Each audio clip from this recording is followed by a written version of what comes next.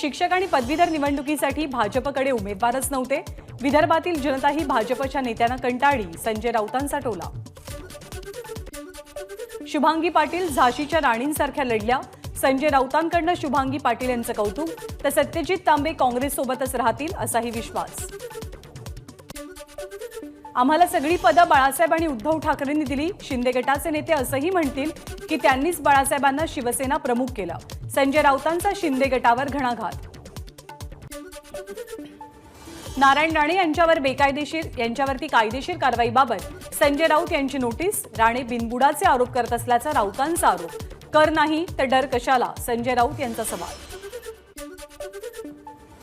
सत्यजित तांबे यांचा विजय झाल्यावर कुटुंबियांनी औक्षण करून त्यांचं स्वागत आणि अभिनंदन केलं। सत्यजित तांबे यांच्या विजयाचा कार्यकर्त्यांकडून जल्लोष। सत्यजित तांबेंनी कार्यकर्त्यांचे मानले आभार। नाशिक पदवीधर मतदारसंघातनं अपक्ष उमेदवार सत्यजित तांबे विजयी।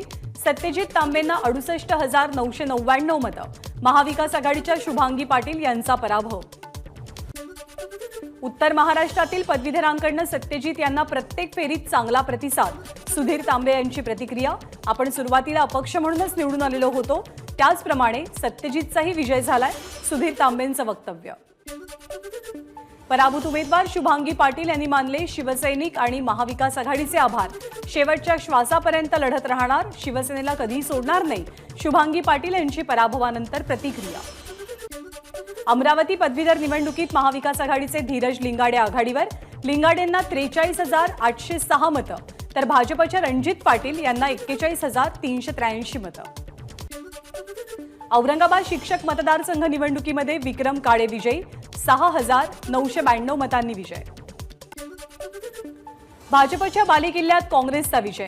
नागपूरमध्ये काँग्रेसचे सुधाकर अडबाले विजयी, तर भाजपच्या नागो गाणार यांचा पराभव। नागपूर शिक्षक मतदारसंघाच्या निवडणुकीत महाविकास आघाडीचे उमेदवार सुधाकर अडबाले यांच्या विजयामुळे भंडाऱ्यातही गुलालाची उधळण। कोकण शिक्षक मतदारसंघात भाजप युतीचे ज्ञानेश्वर म्हात्रे विजयी। महाविकास आघाडीच्या बाळाराम पाटील यांचा केला पराभव। मात्र या निवडणुकीत 1,619 मतं अवैध, इतक्या मोठ्या संख्येनं शिक्षकांची मतं अवैध ठरल्यामुळे आश्चर्य व्यक्त। कोकण शिक्षक पदवीधर मतदारसंघाचे विजयी उमेदवार ज्ञानेश्वर म्हात्रे यांनी घेतली मुख्यमंत्री एकनाथ शिंदेंची भेट। वर्षा निवासस्थानी भेट झाली, मुख्यमंत्र्यांनी केलं म्हात्रेंचं अभिनंदन। मुंबईतलं प्रदूषण कमी करण्यासाठी आणि शहरी वनीकरण वाढवण्यासाठी उपाययोजना कराव्यात, मुख्यमंत्र्यांचे पालिका आयुक्तांना आदेश। अर्थमंत्री म्हणून देवेंद्र फडणवीसांचा पहिला अर्थसंकल्प, थेट जनतेमधनं मागितल्या संकल्पना आणि सूचना। 27 फेब्रुवारीपासून राज्याचं अर्थसंकल्पीय अधिवेशन मुंबईत। अर्थसंकल्प कसा वाचावा हे पुस्तक देवेंद्र फडणवीसांनी आमदार असताना लिहिलं आहे। वर्ध्यामध्ये आजपासून 96व्या अखिल भारतीय मराठी साहित्य संमेलनाची सुरुवात। 10:30 वाजता उद्घाटन। संमेलनाचे अध्यक्ष निवृत्त न्यायाधीश नरेंद्र चपळगावकर, मुख्यमंत्री एकनाथ शिंदे आणि नितीन गडकरी यांच्यासह अनेक मान्यवर उपस्थित राहतील। अखिल भारतीय मराठी साहित्य संमेलनातील ग्रंथदिंडीला सुरुवात। लहान मुलं आणि मुलींच्या लेझिम पथकानं भरला ग्रंथदिंडीत रंग। ग्रंथदिंडीच्या मार्गावरती आकर्षक रांगोळ्या। वर्ध्यामध्ये साहित्य संमेलनामुळे उत्साहाचं वातावरण। आजपासून सुरू होणाऱ्या साहित्य संमेलनासाठी 50 लाख नाही तर 2 कोटींचं अनुदान। मंत्री दीपक केसरकर यांची पुरस्कार सोहळ्यात घोषणा। कोकण मतदारसंघात भाजपचा विजय झाल्याचा आनंद। महाविकास आघाडीला अजून धक्के मिळतील, मंत्री मंगलप्रभात लोढांची प्रतिक्रिया। देवेंद्र फडणवीसांकडून सत्यजित तांबेंचं अभिनंदन। महाविकास आघाडीचे 3ही पक्ष एकत्र आले तरी आम्हाला हरवता आलं नाही, फडणवीसांची प्रतिक्रिया। मुंबई महानगरपालिकेचा अर्थसंकल्प उद्या सादर होणार। मनपा आयुक्त प्रशासक म्हणून अर्थसंकल्प सादर करतील। अर्थसंकल्पापूर्वी मुख्यमंत्र्यांच्या मनपा आयुक्तांना सूचना। मुंबई पालिकेमध्ये मांडल्या जाणाऱ्या बजेटमध्ये राजकीय भूमिका नको, महापालिकेत हुकुमशाहीचं वातावरण। आदित्य ठाकरेंची प्रतिक्रिया। निवडणुका होत नाहीत तोपर्यंत मुंबई महानगरपालिकेचा अर्थसंकल्प हंगामी अर्थसंकल्प म्हणून मांडावा। नवीन महानगरपालिका अस्तित्वात आल्यावर नवा अर्थसंकल्प सादर व्हावा, अनिल परब यांची मागणी। रस्त्यांची कंत्राटं एकत्र करायची आणि आवडत्या व्यक्तीला द्यायचं काम सध्या सुरू। मेगा तिकीट मेगा स्कॅम करत असल्याची अनिल परबांची शिंदे फडणवीस सरकारवर टीका। मुख्यमंत्री एकनाथ शिंदेंचा 9 फेब्रुवारीला वाढदिवस। 9 फेब्रुवारीचा दिवस आरोग्य दिन म्हणून राज्यभरात साजरा करण्याचा निर्णय. बाळासाहेबांची शिवसेना पक्षाच्या बैठकीत चर्चा. वाढदिवस जल्लोषात साजरा न करता त्या दिवशी सामाजिक कार्यक्रमांचं आयोजन करण्याच्या सूचना. भारतरत्न पंडित भीमसेन जोशी, नटवर्य प्रभाकर पणशीकर आणि संगीताचार्य अण्णासाहेब किर्लोस्कर संगीत रंगभूमी जीवनगौरव पुरस्कारांचं वितरण. सांस्कृतिक कार्यमंत्री सुधीर मुनगंटीवार यांच्या हस्ते पुरस्कार वितरण. 2020चा भारतरत्न पंडित भीमसेन जोशी शास्त्रीय संगीत जीवनगौरव पुरस्कार पद्मभूषण डॉक्टर एन राजम यांना, तर 2021 सालचा पुरस्कार पंडित शिवकुमार शर्मा यांना. त्यांच्या निधनामुळे पत्नी मनोरमा आणि राहुल यांनी स्वीकारला पुरस्कार. 2019 आणि 20चा संगीताचार्य अण्णासाहेब किर्लोस्कर संगीत रंगभूमी जीवनगौरव पुरस्कार मधुवंती दांडेकर यांना. 2020 आणि 21चा दीप्ती भोगले यांना, तर 2021 आणि 22चा जीवनगौरव पुरस्कार सुधीर ठाकूर यांना. 2019 आणि 20चा नटवर्य प्रभाकर पणशीकर जीवनगौरव पुरस्कार रत्नाकर मतकरी यांना. दिवंगत मतकरींच्या पत्नी प्रतिभा रत्नाकर मतकरी यांनी स्वीकारला पुरस्कार. तृणधान्यापासून बनवलेल्या पदार्थांच्या विक्रीला भरभरून प्रतिसाद. 2 दिवसात 11 लाख रुपयांची विक्री. नाचणी कुकीज, लाडू, बाजरीचा चिवडा, नाचणीचं सत्व या पदार्थांना मोठी मागणी. महाराष्ट्र शासनाच्या स्वच्छ मूक अभियानाच्या बोधचिन्हाचं तसंच बोधवाक्याचं राज्यपालांच्या हस्ते अनावरण. स्वच्छ मूक अभियानसारखे उपक्रम निरंतर राबवावेत, राज्यपालांचे निर्देश. राज्यातील ग्राम रोजगार सेवकांच्या मानधनात वाढ. रोजगार हमी योजना आणि फलोत्पादन मंत्री संदीपान भुमरे यांचा ग्रामरोजगार सेवकांच्या बैठकीत निर्णय. जपानमधील वाकायामा राज्याच्या कुस्तीगीर संघटनेसोबत महाराष्ट्राचा सामंजस्य करार. राज्यातील कुस्तीपटूंना तांत्रिक मदत देऊन त्यांचं कौशल्य वाढवण्यास मदत होईल, त्यामुळे विविध स्पर्धांमधील पदकांची संख्या वाढेल. क्रीडा आणि युवक कल्याण मंत्री गिरीश महाजन यांचं प्रतिपादन. मुंबईमध्ये इंटरपोल युवा पोलीस परिषदेचा समारोप. समारंभासाठी सीबीआयचे संचालक सुबोध कुमार जयस्वाल यांचं संबोधन. मुंबईवरती अतिरेकी हल्ला होणार असल्याची धमकी देणारा एनआयएला ईमेल. देशभरात अलर्ट. एनआयएनं मुंबई पोलिसांनाही सतर्क केलं. ईमेल करणाऱ्यांना तालिबानी असल्याचं सांगत तालिबान प्रमुख सिराजुद्दीन हक्कानीच्या आदेशानुसार हल्ला होणार असल्याचा उल्लेख केला. 5 फेब्रुवारीला मुंबईमध्ये होणाऱ्या हिंदू जनआक्रोश मोर्चावर बंदी घालण्याची मागणी. सरन्यायाधीशांकडून मंजुरी मिळाल्यास सर्वोच्च न्यायालयात याचिकेवर सुनावणी होणार.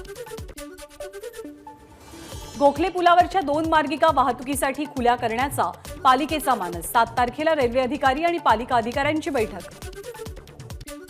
नेरळ माथेरानचा प्रवास थंडगार होणार. मध्य रेल्वेचा टॉय ट्रेनला विशेष वातानुकूलित 8 आसनी डबा जोडण्याचा निर्णय. प्रवासाच्या 7 दिवस आधी बुकिंग करावं लागेल. आपण अजितदादांना सोडून कुठेही जाणार नाही. दिल्लीला काही कामासाठी गेलो होतो. नजीब मुल्लांचं स्पष्टीकरण. राष्ट्रवादीच्या बैठकीवेळी नजीब मुल्ला गैरहजर असल्यामुळे चर्चा सुरू झाल्या. नजीब मुल्ला आमचे मित्र आहेत, ते आमदार व्हावेत यासाठी त्यांना शुभेच्छा. राष्ट्रवादीच्या बैठकीनंतर नरेश म्हस्केंचं विधान. एमपीएससीच्या विद्यार्थ्यांचं आज पुन्हा आंदोलन. एमपीएससीचा नवा अभ्यासक्रम 2025 पासून नाही तर 2023 पासून लागू करण्याच्या मागणीसाठी आंदोलन. राज्यातील 165 आश्रमशाळा चालकांचं विविध मागण्यांसाठी गेल्या 10 दिवसांपासून आझाद मैदानावरती उपोषण. मात्र शासनाकडून अद्याप कोणतीही दखल नाही. राज्यातील सर्व अकृषी विद्यापीठं आणि महाविद्यालयातील शिक्षकेतर कर्मचाऱ्यांचं काम बंद आंदोलन सुरू. नवाब मलिकांचा वैद्यकीय अहवाल सादर करण्यासाठी राज्य सरकारला 7 दिवसांची मुदतवाढ. 7 फेब्रुवारीपर्यंत कोर्टात अहवाल सादर करण्याची मुभा. नागपूरला जाण्यासाठी जामिनावरती बाहेर असलेल्या अनिल देशमुखांचा मुंबई सत्र न्यायालयामध्ये नवा अर्ज. जामिनामध्ये 4 आठवड्यांची मागितली सूट. कुटुंबीय मतदारसंघातल्या लोकांसोबत संपर्कासाठी मागितली परवानगी. सासवड इथे येत्या 5 फेब्रुवारीला सत्यशोधक समाज परिषद होणार आहे. सत्यशोधक समाज स्थापनेच्या शतकोत्तर सुवर्ण महोत्सवी वर्षानिमित्त संस्थापक महात्मा फुले यांची जन्मभूमी असलेल्या सासवडमध्ये परिषद आयोजित केली जाते. राज्यामधल्या सर्व शाळांमध्ये आजी आजोबा दिवस साजरा करण्यासाठी शासनाचं परिपत्रक. विभक्त कुटुंब पद्धतीमुळे आजी आजोबांचं प्रेम नातवंडांना मिळण्याच्या उद्देशानं निर्णय. कोल्हापूर जिल्हा बँकेमध्ये कर्मचाऱ्यांचं काम बंद आंदोलन. ईडीनं 5 अधिकारी ताब्यात घेतल्याचा निषेध. बँकेच्या साखर विभागातील अधिकारी, कागदपत्र ईडीकडनं ताब्यात. तुळजापूरमध्ये श्री श्री रविशंकर यांच्या कार्यक्रमात संभाजी ब्रिगेडच्या कार्यकर्त्यांचा काळे झेंडे दाखवून गोंधळ. पोलिसांनी कार्यकर्त्यांना घेतलं ताब्यात.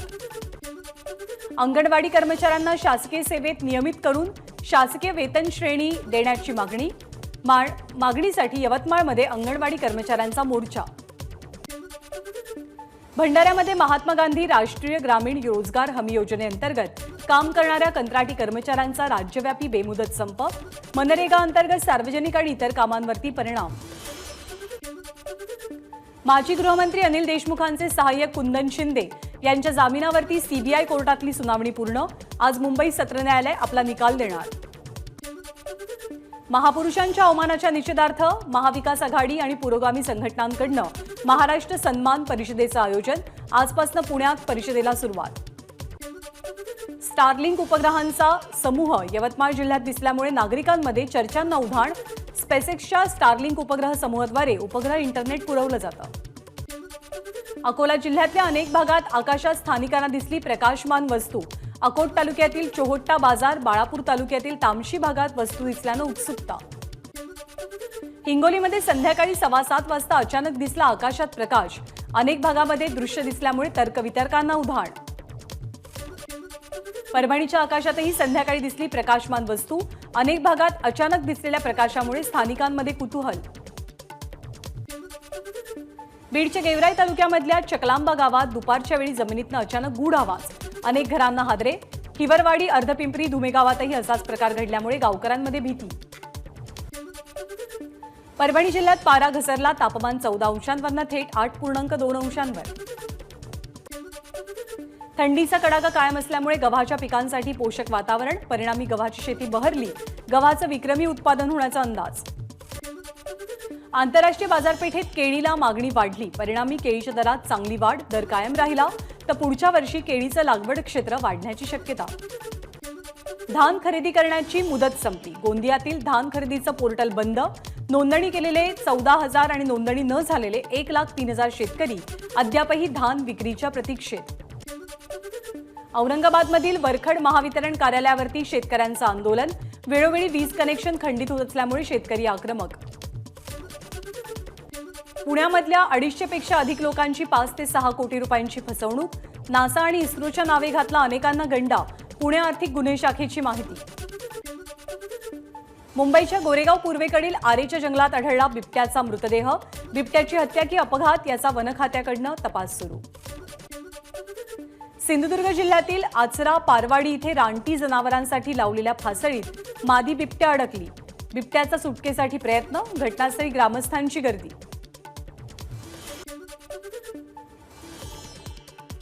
सिंधुदुर्ग जिल्ह्यातल्या आंबोळीमध्ये सापडलेल्या 2 मृतदेहांचं प्रकरण. तुषार पवारवरती खुनासह अॅट्रॉसिटीचाही गुन्हा दाखल. डोक्यामध्ये खोऱ्यानं वार करत मुलानं केली वडिलांची हत्या. बीड जिल्ह्यातल्या टाकरवन गावातली घटना. आरोपी बाळू भुंबेला अटक. आरोपी मनोरुग्ण असल्याची पोलिसांची माहिती. नंदुरबारमधल्या शहादा तालुक्यातल्या मंदाने गावाजवळ कारचा अपघात. गाडीवरचं नियंत्रण सुटून संरक्षक कठड्याला धडक देत कार झाडावरती आदळली. गाडीतले 5 जण जखमी. यवतमाळच्या वणी वरोरा मार्गावरती 2 ट्रक्सची धडक. नायगाव जवळच्या पेट्रोल पंपासमोरची घटना. एका ट्रक चालकाचा मृत्यू तर दुसरा चालक गंभीररित्या जखमी. येरवड्याच्या कारागृहातनं मोक्का लावलेला आरोपी संतोष पवार फरार. आधी बालसुधार गृहातनं 8 आरोपी पळून गेले होते. त्यामुळे पोलिसांच्या कार्यक्षमतेवरती प्रश्न उपस्थित.